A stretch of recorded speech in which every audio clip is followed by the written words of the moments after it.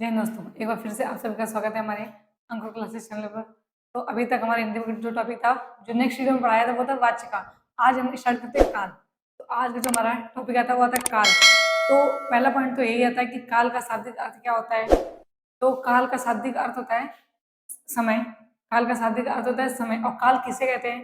तो क्रिया के जिस रूप से समय को बोलते थे उससे काल कहते हैं। तो देखते हैं, हमारा जो टॉपिक था वो है काल। इंग्लिश में बोले तो टेंस। क्या था? काल। काल का शाब्दिक अर्थ क्या होता है?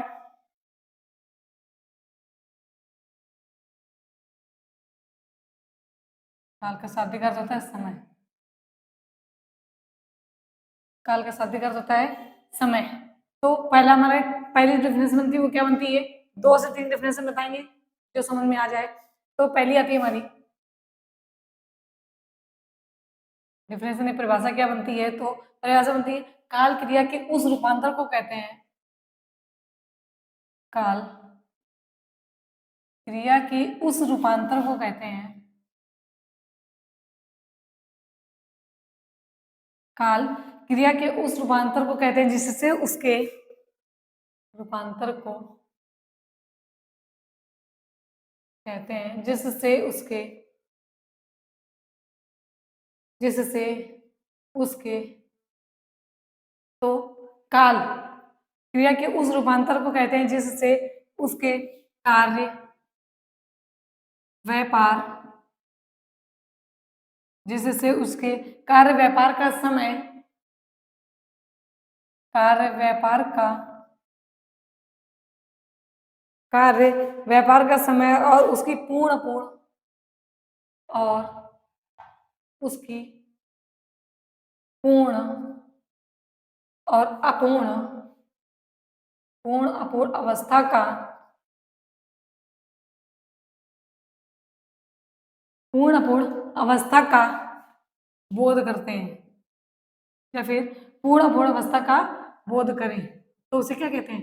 काल कहते हैं। तो पहली डेफिनेशन क्या कहती है कि काल क्रिया के उस रूपांतर को कहते हैं जिससे उसके कार्य व्यापार का समय और उसकी पूर्ण अपूर्ण अवस्था का बोध करें, उसे क्या कहते हैं? काल। दूसरी डेफिनेशन देखते हैं क्या होती है। तो दूसरी आती है, क्रिया के होने या न होने का, क्रिया के होने या न होने का बोध, यानी ज्ञात जिससे होता है, फिर बोध जिससे होता है, ज्ञात जिससे होता है, ज्ञात जिससे होता है, उसे काल कहते हैं। उसे काल कहते हैं। तो अगली डेफिनेशन क्या बनती है कि क्रिया के होने या ना होने से जिससे ज्ञात होता है, होना या ना होना क्रिया का जिससे ज्ञात होता है उसे क्या कहते हैं? काल कहते हैं। फिर क्रिया का होना या ना होना जिससे बोध होता है उसे क्या कहते हैं? काल कहते हैं। अगला पॉइंट हमारा आता है कि जिससे जिससे क्रिया की स्थिति का बोध हो, जिससे क्रिया की स्थिति का बोध हो, स्थिति का बोध हो उसे काल कहते हैं। उसे काल कहते हैं। तो जिससे क्रिया की स्थिति का बोध हो उसे क्या कहते हैं? काल कहते हैं। अब देखते हैं कि जिस पॉइंट क्या है, जिससे क्रिया की स्थिति का बोध हो उसे काल कहते हैं। अब स्थिति कैसी होनी चाहिए ये भी तो देख लें कि स्थिति कैसी होनी चाहिए। तो पहली स्थिति पूरी होनी चाहिए, यानी कि पूरी हुई। फिर दूसरा क्या आएगा? क्रिया नहीं हुई, क्रिया नहीं हुई।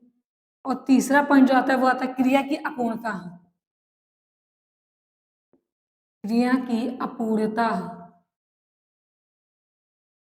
क्रिया की अपूर्णता।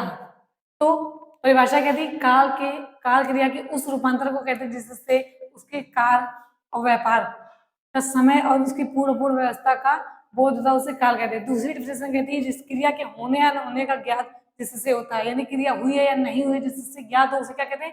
काल कहते हैं। तीसरा पॉइंट आता है कि जिससे क्रिया की स्थिति का बोध होता है उससे काल कहते हैं। तो क्रिया की स्थिति कैसी होनी चाहिए ये भी तो पता हो। तो क्रिया की स्थिति पूरी हुई, पूरी नहीं हुई, क्रिया नहीं हुई है, या फिर क्रिया की अपूर्णता। अब देखते हैं उदाहरण। उदाहरण क्या कहते हैं हमारे, देखते हैं। तो उदाहरण पहला था राम पढ़ता है। राम क्या करता है? राम पढ़ता है। दूसरा आता है श्याम रो रहा है। श्याम रो रहा है। और तीसरा एग्जाम्पल आता है बच्चे खेल चुके हैं। बच्चे खेल चुके हैं। तो यहाँ देखो बच्चे खेल चुके हैं, क्रिया हो चुकी है, खेल चुके हैं ना बच्चे, बच्चे खेल चुके हैं, श्याम रो रहा है। राम पढ़ता है, पढ़ा रहा है, पढ़ नहीं चुका है। तो जैसे कि बच्चे खेल चुके हैं तो क्रिया हो चुकी है, इतना नोट डाउन कर लीजिए।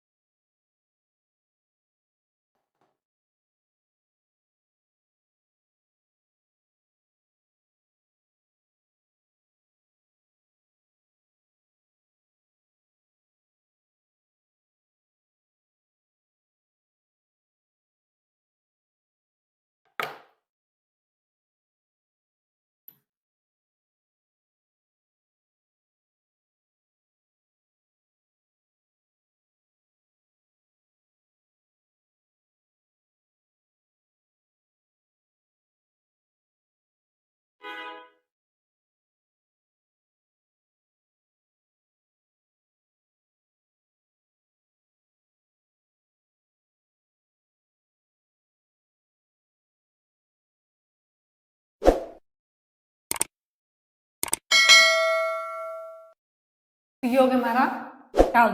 तो क्रिया के होने या न होने का जिससे ज्ञात हो उसे क्या कहते हैं? काल कहते हैं। क्रिया की स्थिति का जिससे बोध हो उसे भी काल कहते हैं। अब देखते हैं काल के भेद। तो अगला क्या आता है? काल के भेद। काल के भेद। तो काल के कितने भेद होते हैं? तो काल के तीन भेद होते हैं। काल के तीन भेद होते हैं। कौन कौन से? वर्तमान, भूत और भविष्य काल। या तो कौन कौन से होते हैं? तीन होते हैं। इनको तीन भागों में डिवाइड कर लेंगे।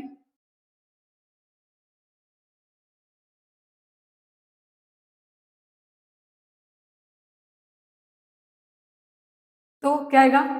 पहला आता है वर्तमान काल, फिर आता है हमारा भूतकाल, ये तो भूतकाल, वर्तमान काल और भविष्य काल आएगा। भूतकाल और भविष्य काल। भविष्य काल। तो काल के कितने वेद? तो काल के तीन वेद, वर्तमान काल, भूतकाल और भविष्य काल। अब बात करते हैं वर्तमान। तो वर्तमान काल के कितने वेद थे? तो वर्तमान काल को पांच भागों में डिवाइड किया गया है। फिर बात करें भूतकाल की, तो भूतकाल के 6 वेद होते हैं। और भविष्य, तो भविष्य के 3 वेद होते हैं। भविष्य के 3 वेद होते हैं। तो पहला था वर्तमान काल। वर्तमान काल के 6, सॉरी 5 वेद, भूतकाल के 6 भागों में डिवाइड किया गया और भविष्य को 3 भागों में। अब देखते हैं वर्तमान काल के भेद। तो पहला क्या था हमारा? सामान्य वर्तमान। सामान्य वर्तमान, सामान्य वर्तमान। फिर दूसरा था तात्कालिक। क्या आएगा? तात्कालिक वर्तमान काल। तात्कालिक वर्तमान काल। दूसरा था पूर्ण वर्तमान काल। क्या आएगा? पूर्ण। फिर आता है संदिग्ध। संदिग्ध वर्तमान। फिर आएगा हमारा संभाव्य। संभाव्य वर्तमान काल। संभाव्य वर्तमान काल। तो वर्तमान काल के टोटल कितने वेद? 5। सामान्य, तात्कालिक, पूर्ण, संदिग्ध और संभाव्य। अब बात करते हैं भूतकाल की। तो भूतकाल को कितने भागों में डिवाइड किया गया? 6। भूतकाल को कितने भागों में डिवाइड किया गया? 6। पहला कौन सा था? सामान्य भूतकाल।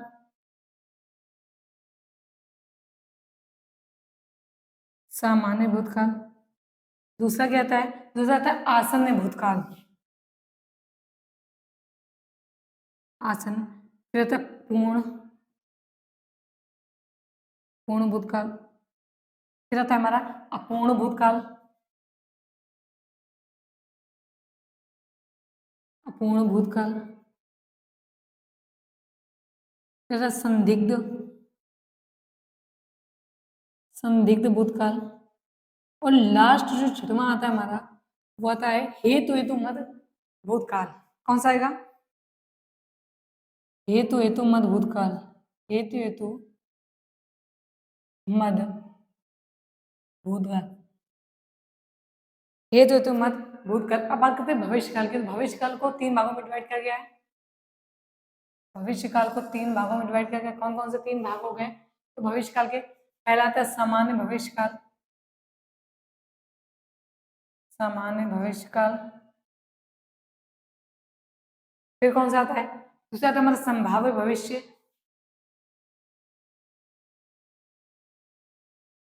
संभाव्य भविष्य काल। तीसरा आता है हेतु हेतु मद भूतकाल, भविष्य भूतकाल। हेतु हेतु मद भविष्य काल। भविष्य काल। तो ये हो गए काल के भेद। काल के भेद को कितने भागों में डिवाइड कर गया? 3। कौन कौन सा? वर्तमान काल, भूतकाल और भविष्य काल। अब बात करें वर्तमान की, तो वर्तमान काल को 5 भागों में डिवाइड किया। कौन कौन सा? पहला था सामान्य वर्तमान, तात्कालिक वर्तमान, पूर्ण वर्तमान काल, पूर्ण वर्तमान काल, फिर आता है संदिग्ध वर्तमान और सामान्य संभाव्य वर्तमान काल। बात करते हैं भूतकाल की, तो भूतकाल को 6 भागों में डिवाइड किया गया। कौन कौन से? समान भूत, आसन भूत या पूर्ण वर्तमान, फिर पूर्ण भूतकाल, अपूर्ण भूतकाल, संदिग्ध भूतकाल, हेतु हेतु मद, हेतु हेतु मद भूतकाल। फिर लास्ट आता है जो तीसरा आता है काल के भेद का तीसरा पॉइंट है, वो आता है भविष्य काल। तो भविष्य काल को 3 भागों में डिवाइड किया। कौन कौन से? समान भविष्य, संभाव्य भविष्य और हेतु हेतु मद भविष्य काल। इतना नोट डाउन कर लीजिए।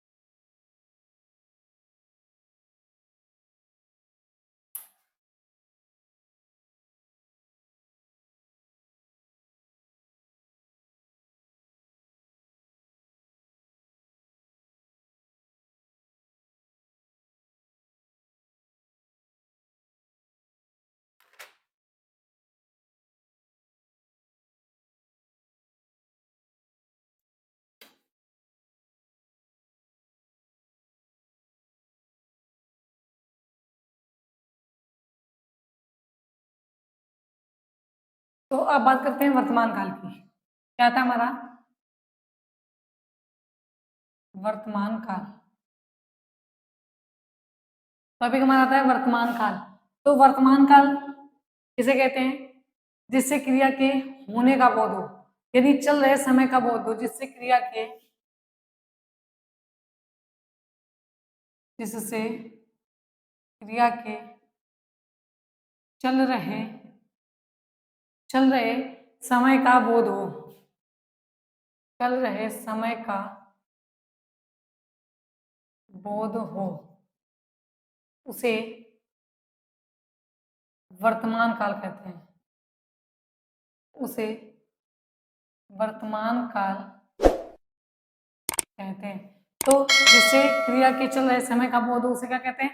वर्तमान काल। हम लोग का चल रहा है क्या है? वर्तमान। जो बीत गया भूत, जो आने वाला है वो भविष्य। तो आप बात करते हैं इसको कितने भागों में डिवाइड किया? तो 5। तो पहला क्या था हमारा? सामान्य वर्तमान काल। सामान्य वर्तमान काल। पहला क्या था हमारा? सामान्य वर्तमान काल। तो समान वर्तमान काल, तो समान वर्तमान काल किसे कहते हैं? लिखते हुए समझते चलते हैं कि क्रिया का वह रूप, क्रिया का वह रूप जिससे क्रिया का वर्तमान में होना पाया जाता है, जिससे जिससे क्रिया का वर्तमान में होना, क्रिया का वह रूप जिससे क्रिया का वर्तमान में होना पाया जाता है, उसे सामान्य वर्तमान काल कहते हैं। उसे सामान्य वर्तमान काल काल कहते हैं। तो सामान्य वर्तमान काल किसे कहते हैं? क्रिया का वह रूप जिससे क्रिया का वर्तमान में होना पाया जाता है, उसे सामान्य वर्तमान काल कहते हैं। जैसे उदाहरण भी देख लेते हैं। उदाहरण क्या कहता है? उदाहरण, तो उदाहरण कहता है, पहला का उदाहरण आता है कि मैं खाता हूं।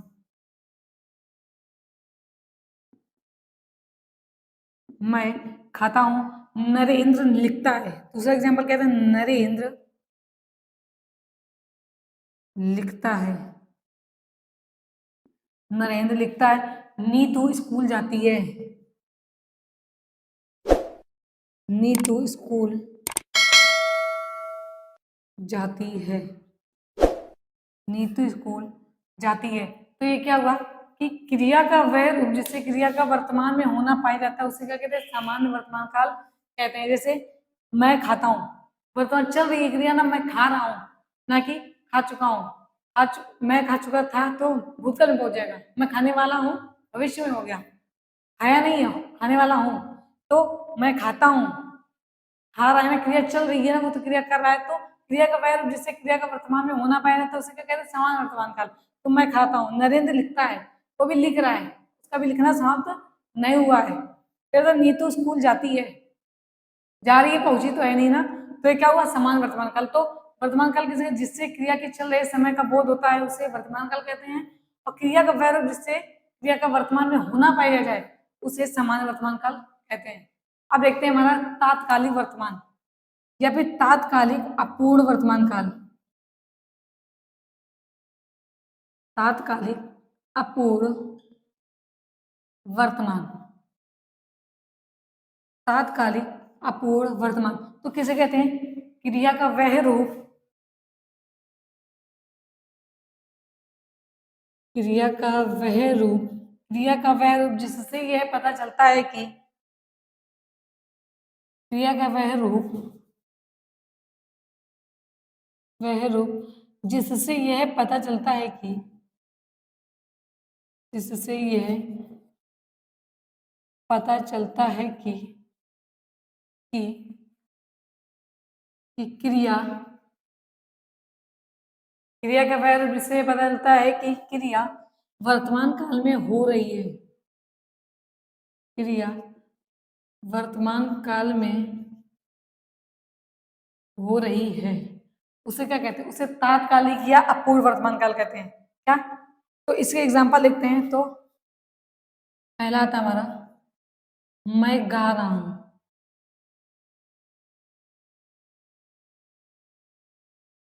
मैं गा रहा हूं। दूसरा कहता है वह जा रहा है। वह जा रहा है, हवा बह रही है। हवा बह रही है। तो समान वर्तमान का था क्रिया का वह जिससे क्रिया के वर्तमान में होना पाया जाता है, उसे समान वर्तमान का। और तात्कालिक या अपूर्ण वर्तमान का क्या? तो क्रिया का वह जिससे पता चलता है कि क्रिया वर्तमान में हो रही है, मतलब चल रही है क्रिया। तो मैं गा रहा हूँ, गाना भी चल रहा है, वह जा रहा है और हवा बह रही है। इतना नोट डाउन कर लीजिए।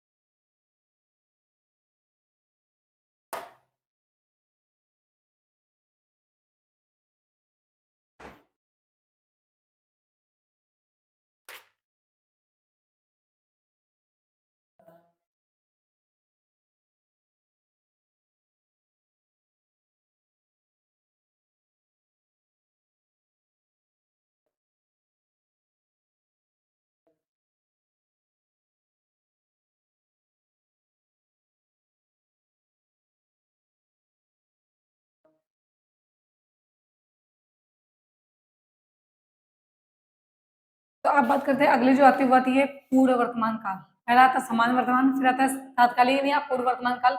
अब बात करते हैं पूर्ण वर्तमान काल की। पूर्ण वर्तमान काल, पूर्ण वर्तमान काल। तो पूर्व वर्तमान काल में क्या था? क्रिया का वह रूप जिससे, क्रिया का वह रूप जिससे, क्रिया का वह रूप जिससे वर्तमान काल में, जिससे वर्तमान काल में क्रिया का वह रूप जिससे वर्तमान काल में क्रिया की,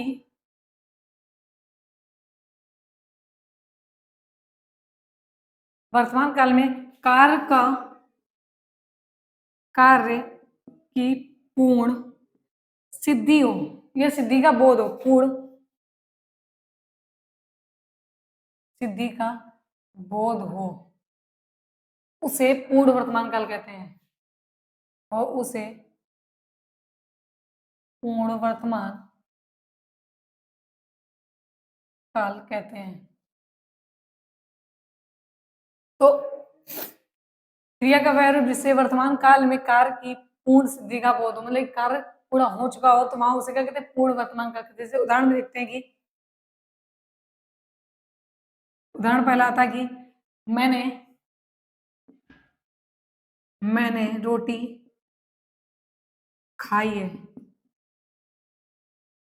मैंने रोटी खाई है, तो कार्य पूरा हो चुका है, वो खा चुका है। दूसरा आता एग्जाम्पल हमारा, राजेश ने पुस्तक पढ़ी, राजेश ने पुस्तक पढ़ी है, राजेश ने पुस्तक पढ़ी है। तो क्रिया का वह रूप जिससे वर्तमान काल में कार्य की पूर्ण सिद्धि का, वो तो कार्य पूरा हो रहा हो, हाँ उसे क्या कहते हैं? पूर्ण वर्तमान काल कहते हैं। जैसे मैंने रोटी खाई, वो रोटी खा चुका है। फिर आता है राजेश ने पुस्तक पढ़ी है, राजेश पुस्तक पढ़ चुका है ना, तो पूर्ण पूरा काल हो चुका है। तो इसी तरह दूसरा आता है कि संदिग्ध वर्तमान काल। जो वर्तमान काल का चौथा भेद क्या था? संदिग्ध वर्तमान काल। संदिग्ध वर्तमान काल। तो संदिग्ध वर्तमान काल कैसे कहते हैं? तो क्रिया का वह रूप, क्रिया का वह रूप, क्रिया का वह रूप जिससे वर्तमान काल में, जिससे वर्तमान काल में क्रिया वे, क्रिया का वह रूप जिससे, जिससे वर्तमान काल में, तो क्रिया का वह रूप जिससे वर्तमान काल में क्रिया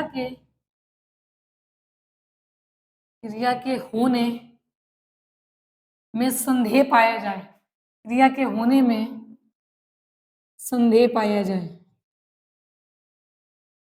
संदेह पाया जाए, उसे संदिग्ध वर्तमान काल कहते हैं, उसे संदिग्ध वर्तमान काल कहते हैं, उसे संदिग्ध वर्तमान काल कहते हैं। तो क्रिया का वह रूप जिससे वर्तमान काल में क्रिया के होने पर संदेह हो, उसे क्या कहते हैं? संदिग्ध वर्तमान काल। जैसे इसमें होता है मूल क्रिया के साथ क्या डरेगा? मूल क्रिया के साथ, मूल क्रिया के साथ ता ती ते, ता ती ते, या फिर होगा, होगी, या होंगे, ये पाया जाता है, तो वहां क्या कहते हैं? संदिग्ध वर्तमान काल होता है। तो क्रिया का वर्ब जिससे वर्तमान काल में क्रिया के होने पर संदेह पाया जाता है, उसे क्या कहते हैं? संदिग्ध वर्तमान काल कहते हैं। जैसे मूल क्रिया से ता ती थे, या फिर होगा होगी होगी होता है। तो इतना नोट डाउन कर लीजिए।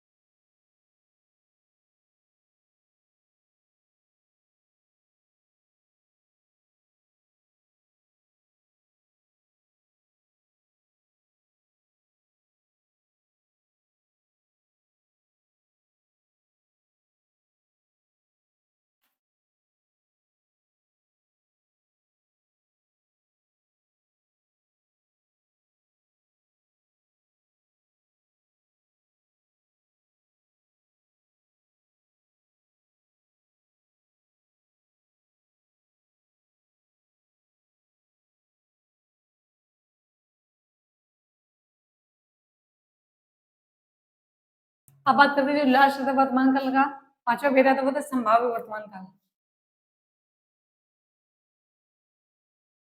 संभाव्य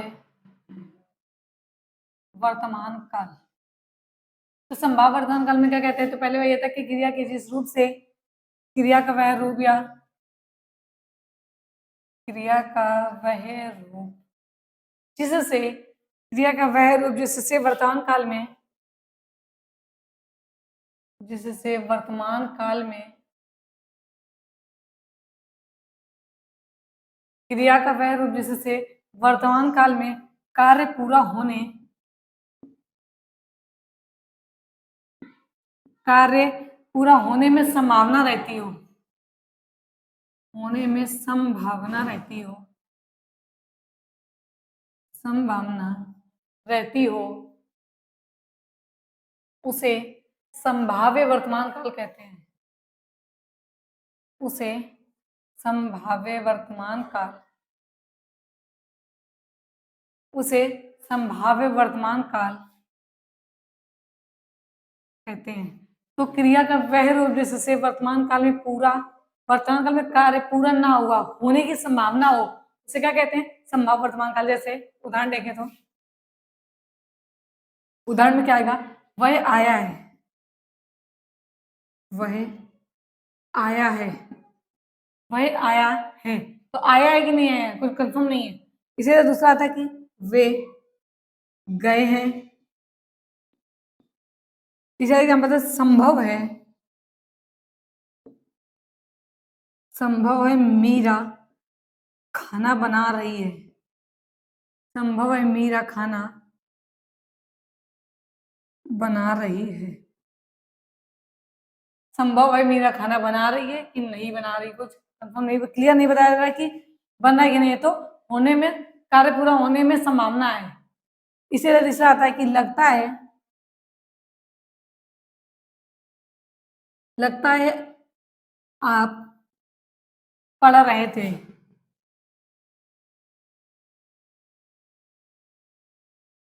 लगता है आप पढ़ रहे थे। तो क्रिया का वह रूप जिससे वर्तमान काल में क्रिया होने में संभावना, उसे क्या कहते हैं, संभाव्य वर्तमान काल। जैसे वह आया है, वे गए, या फिर संभव है मीरा खाना बना रही होगी, लगता है आप पढ़ रहे थे। तो थैंक यू दोस्तों। आज जो वर्तमान काल का टॉपिक था, हमारा काल के भेद में पहला था वर्तमान काल, जो पूरा क्लियर हो गया। नेक्स्ट हम पढ़ाएंगे भूतकाल।